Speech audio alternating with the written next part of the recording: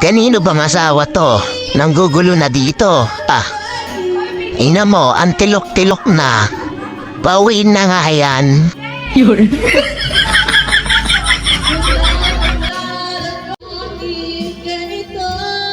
Kaninong asawa to?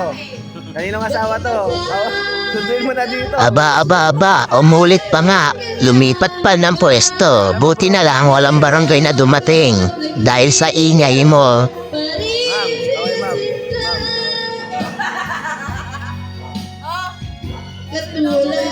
Broken hearted ka ba talaga, ate? Bakit ganyan ang mga kinakanta mo? Naiiyak tuloy ako.